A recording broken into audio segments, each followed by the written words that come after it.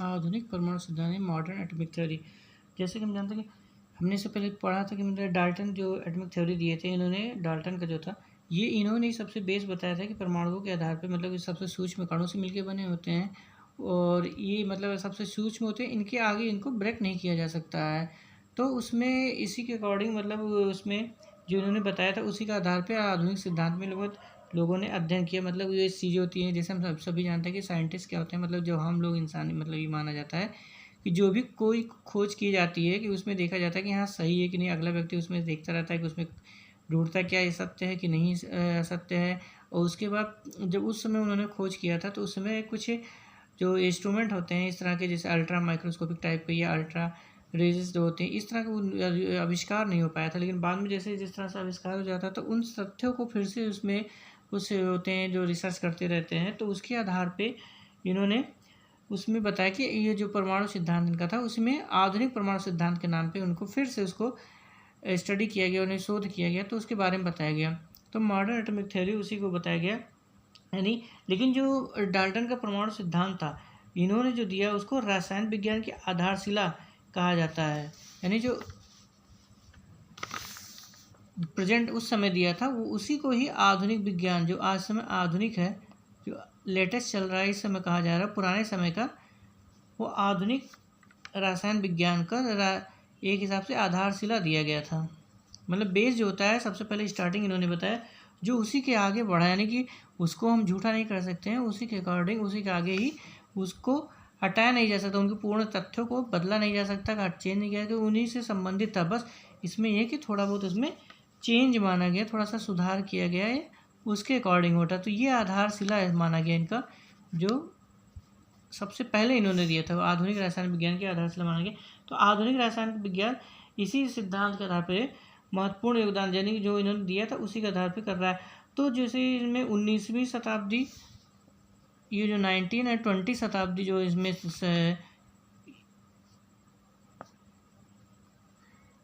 इन्होंने 17वीं में दिया था, 17वीं 18वीं में, इस समय उस बहुत पुराने समय में दिया था। तो बाद में 19वीं और 20वीं शताब्दी में कुछ साइंटिस्ट आए जिन्होंने इन पे शोध किया, जिनमें इसमें थॉमसन, चैडविक, इसमें रदरफोर्ड, चैडविक एवं रदरफोर्ड, ये साइंटिस्ट थे। तो ये तीन साइंटिस्टों ने इनके प्रयोग से मतलब इनको सिद्ध किया, मतलब ये चीज़ें इन्होंने भी कई प्रकार के सिद्ध किया, ये रिसर्च करते रहे। तो इसमें इन्होंने कुछ शोध की निकाला कि परमाणु जो तत्व का जो अविभाज्य, इन्होंने कह दिया कि जैसे उसमें कहा गया था कि अविभाज्य कण है, परमाणु को इन्होंने कह दिया था कि अविभाज्य है डाल्टन ने, ये इनको बांटा नहीं जा सकता। लेकिन इन तीनों ने मतलब इसको शोध करने के आधार पर उन्होंने साइंटिस्ट खोज किया कि परमाणु जो है ये अविभाज्य कण नहीं है, मतलब इनको और छोटा, इनको तोड़ा जा सकता, अविभाज्य सूक्ष्म कण नहीं, यानी कि उन्होंने कह दिया कि अविभाज्य, इनको और ब्रेक नहीं किया जा सकता। लेकिन इन्होंने कहा कि ये अविभाज्य नहीं है।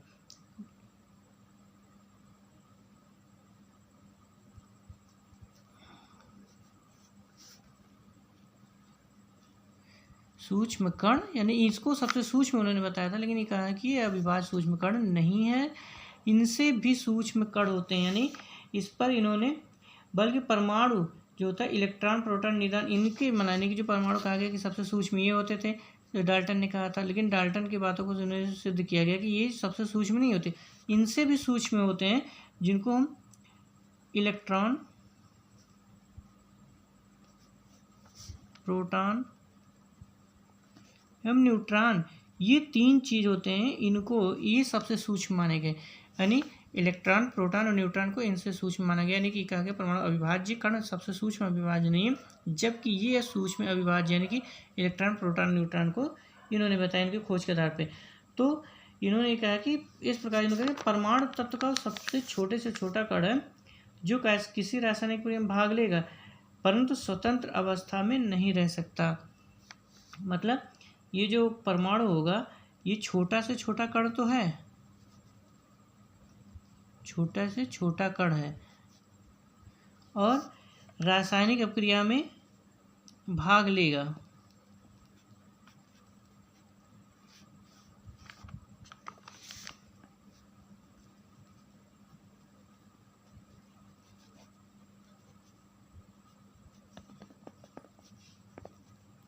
मतलब रासायनिक क्रिया में भाग लेगा लेकिन स्वतंत्र नहीं रह सकता, स्वतंत्र अवस्था में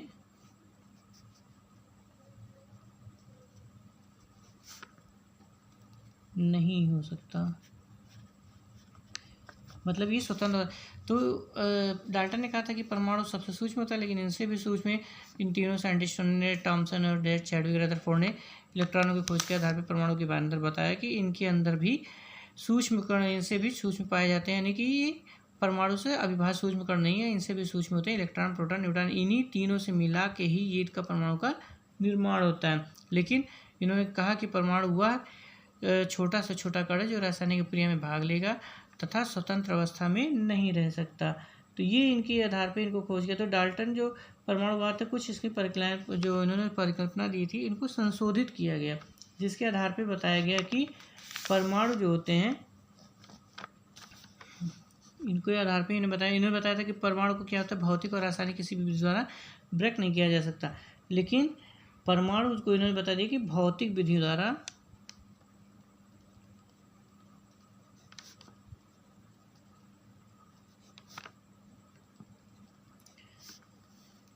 छोटे कणों में तोड़ा जा सकता है।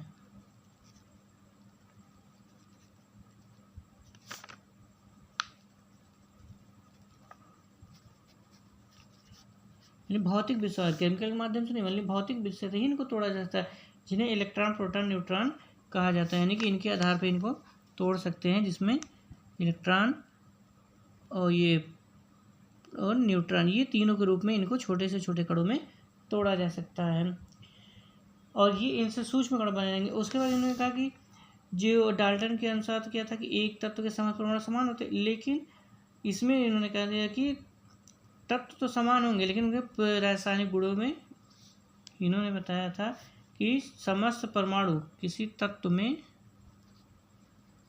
परमाणु समान होंगे, जितने भी तत्व होंगे उसमें तत्व में जो होते हैं परमाणु सभी समान होते हैं, लेकिन ऐसे भी परमाणु ज्ञात हैं जो रासायनिक गुणों में समान, लेकिन उनके भार जो होते हैं भिन्न भिन्न होते हैं, भार अलग अलग होंगे। मतलब एक ही तत्व में जो परमाणु होंगे उनके भार अलग अलग होंगे, एक ही जैसे नहीं रह सकते हैं। तो जिस तरह से ये अलग अलग होंगे, इन्हीं को समस्थानिक कहा जाता है या आइसोटोप।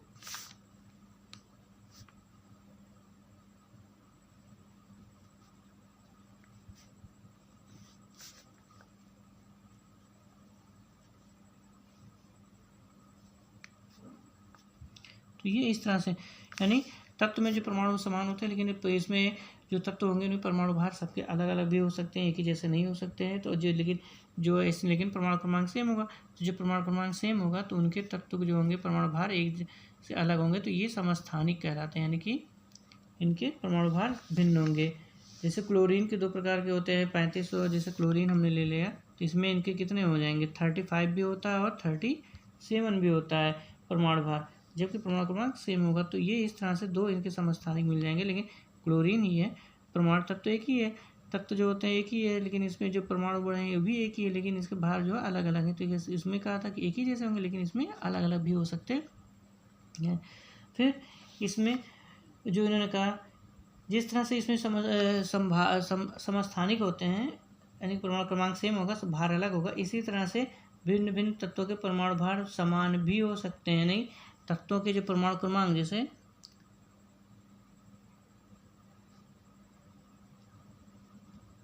परमाणु भार समान भी हो सकते हैं और परमाणु क्रमांक उनके भिन्न हो जाएंगे। तो इस तरह के उनको समभारिक कहा जाता है या आइसोबार।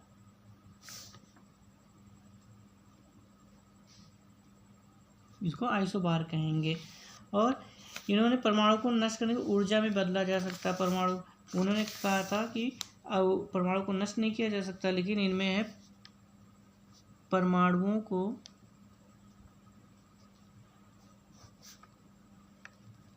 नष्ट कर के ऊर्जा में बदल सकते हैं, जबकि उसमें कहा गया था कि इनके अणुओं को नष्ट नहीं किया जा सकता। और आधुनिक में बताया गया कि रासायनिक अपक्रिया परमाणु ही भाग लेते हैं, नहीं इसमें रासायनिक अपक्रिया में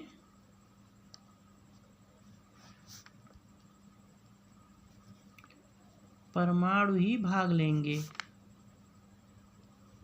जबकि उसमें क्या था, परमाणु भाग नहीं लेते हैं। और ये जो होते हैं उसमें कहा गया था कि उसमें जो होता है तत्वों के परमाणु संयोग करके अणु बनाते हैं। आधुनिक में कहा गया तत्वों के परमाणु संयोग करके अणु का निर्माण करते हैं। तो ये इस तरह से इनमें चेंजिंग आई। तो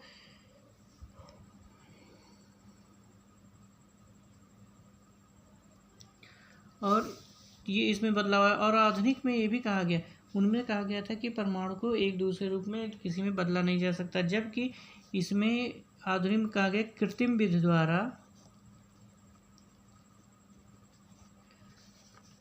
परमाणु को एक दूसरे में बदला जा सकता है, मतलब दूसरे में बदल सकते, जबकि वो डाल्टन ने पहले दिया था कि परमाणु को जो होती है निश्चित रहते हैं, उनको एक दूसरे में बदला सबसे छोटा है, इनको बदला नहीं जा सकता। लेकिन इसमें परमाणु को दूसरे में परमाणु में बदल सकते हैं,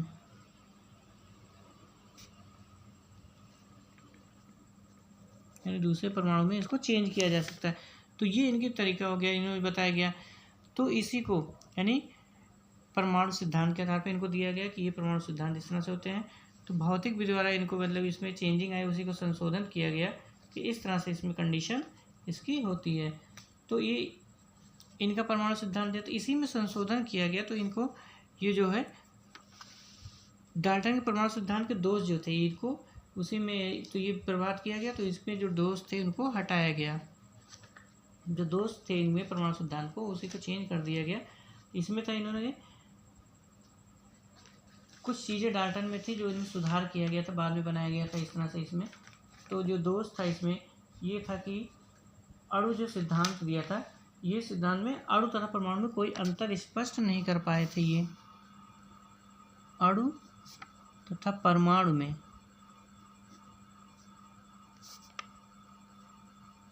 अंतर स्पष्ट नहीं,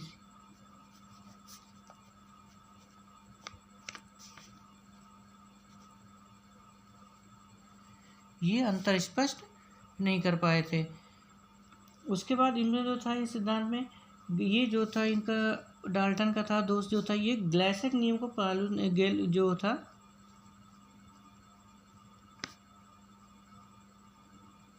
गैल्सा के नियम की सत्यता को सिद्ध नहीं कर पाए थे।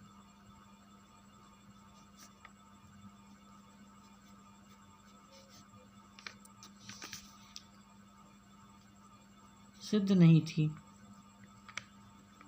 और परमाणु के अपेक्षित जो भार था इनको मालूम नहीं किया जा सकता था। तो ये इनके मेन दोष है, परमाणु के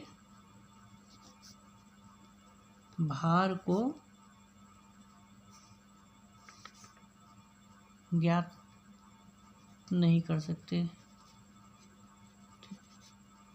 तो डाल्टन की जो कमियां थी, यही मेन कमियां थी कि परमाणु की जो इन्होंने दिया अणु और परमाणु में अंतर नहीं स्पष्ट कर पाए थे, और गैल्सो के नियम को सत्यता को सिद्ध नहीं कर सकते थे, और परमाणु के भार को ज्ञात नहीं कर सकते थे। ये इनकी कमियां मेन थी इसमें जो था। तो इस तरह से इनमें डाल्टन परमाणु सिद्धांत है जो बाद में इसे संशोधित करके फिर से इसमें बनाया गया। तो ये इनमें आधुनिक जो था इसमें मॉडर्न यानी आधुनिक एटॉमिक सिद्धांत दिया गया था, जो उस तरह से उनमें थोड़ा चेंज किया गया। लेकिन बेस जो था डाल्टन ने दिया था, इसलिए उनका नाम वो हमेशा रहता है, क्योंकि उन्होंने सब उसी बेस उसी का आधार पर दिया, उन्हीं की लाइट उसमें अकॉर्डिंग उसी के अकॉर्डिंग ये चला था।